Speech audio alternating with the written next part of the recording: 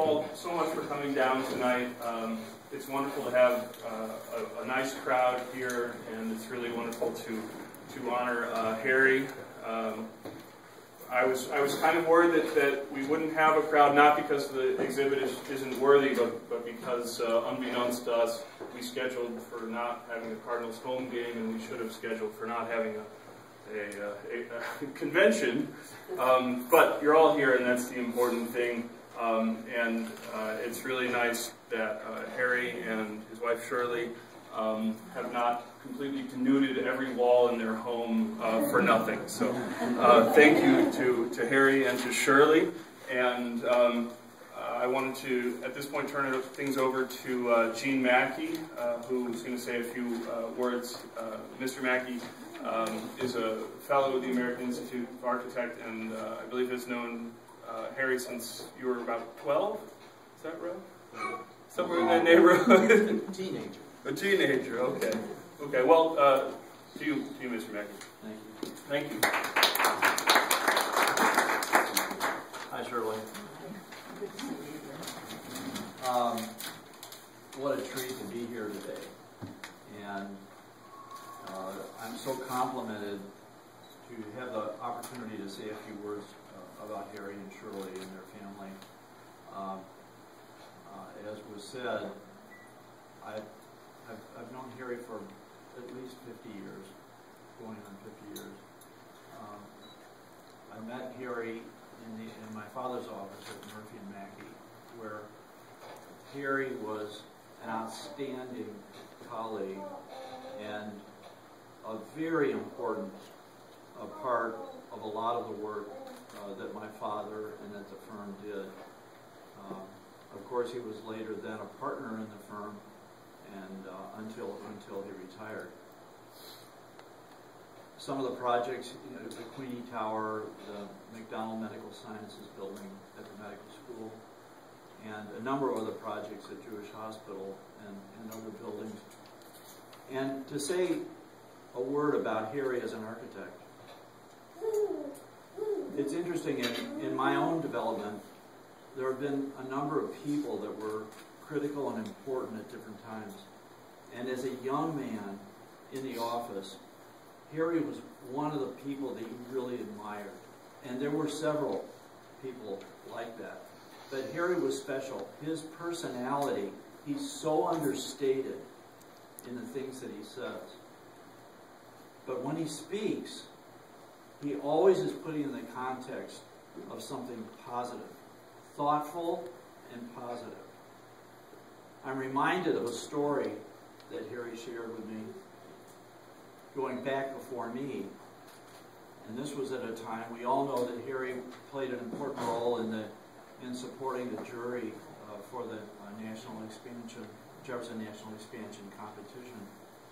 And there are a lot of insights about that he's been sworn not to ever share, but there's a story about him coming back from working with the jury, and in the parking lot at Gibbons Hall, he encounters my father. Now, my father was one of the competitors, and my father was anxious to get some insight as to how things were going.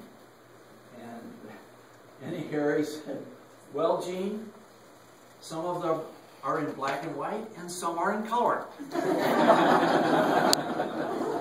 I think that's a wonderful example of his sense and his really classy way of deporting himself and reflection of the wonderful work that he did as an architect. I also want to remind everyone that he also had a unique experience in working with Frederick Dunn, and if you know Dunn's work, it's really remarkable, and Harry was certainly exposed to that as a young practitioner. That brings us to the next chapter, though. And the great thing about Harry is that in moving on from architecture and in retirement, he focused on this magnificent talent of his as an artist. It is truly remarkable. And Harry, I would say one thing, I'm sure that Joe Murphy would be very proud of you. And Joe was a master himself in his own way. But these paintings, everyone that has seen them, Harry, is fulfilled by the joy and satisfaction that we get from seeing them, but certainly in terms of your sense of accomplishment in making them for yourself and for us to enjoy.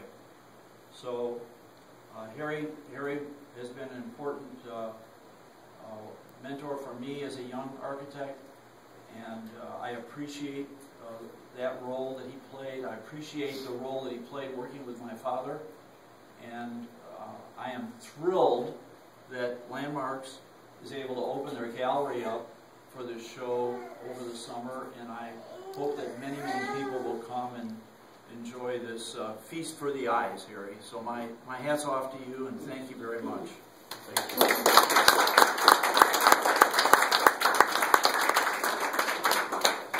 Thank you very much, everyone.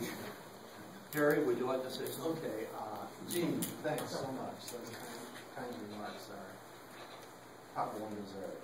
So thank you very much for what you have to say.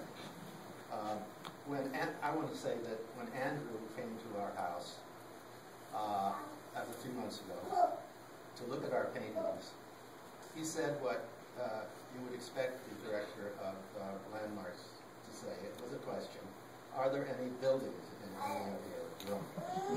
And I had to think a little bit about that, because I've never thought of it that way before. That I had so... it's the kind of thing that, yes, I said we do have buildings, and most of the buildings are about, our art drawings are about our buildings.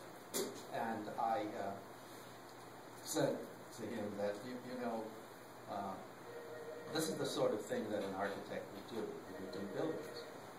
But I didn't want to do just buildings that were representational. I thought it'd be nice if I could do abstract work, or a much looser kind of design and drawing in watercolor that I had done before. So I looked at one of my paintings, and that was the one that I called Jamaican Rum, and I thought it would lend itself to abstraction. And I decided to do another painting like it, but with a lot looser feel to it. It didn't work. It looked like the first painting. So I tried a third painting in exasperation and thought that perhaps that would be different. But it wasn't. All three paintings looked exactly alike.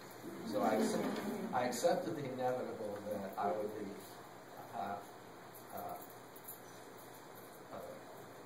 I would have to paint in a realistic way, and that no matter how hard I tried, I couldn't get away from my past, and my past being training and practice of architecture for almost 50 years. And the kind of painting I do and have done are about places where I've been, and based on a variety of photographs that I had taken and on sketches that I've made, and to be painted later in-house.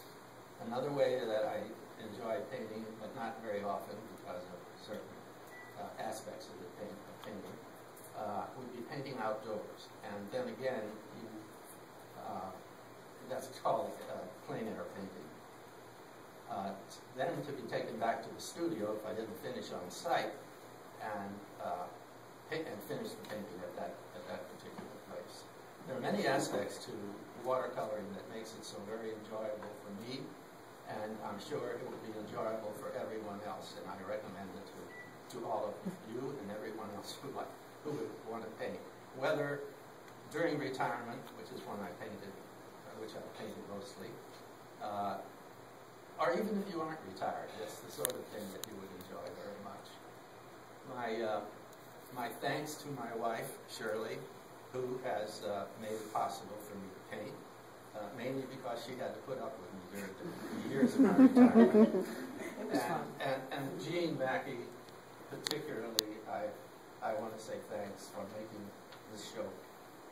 The show would not have occurred without Jean's efforts, and I want to thank him very much.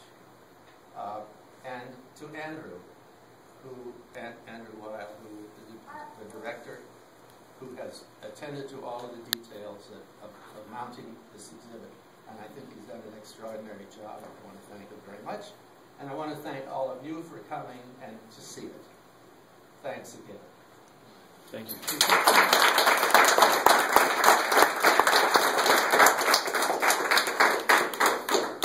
Well, I suppose that's it. Everyone go back to examining these beautiful paintings and having a good time. Continue to make yourself at home.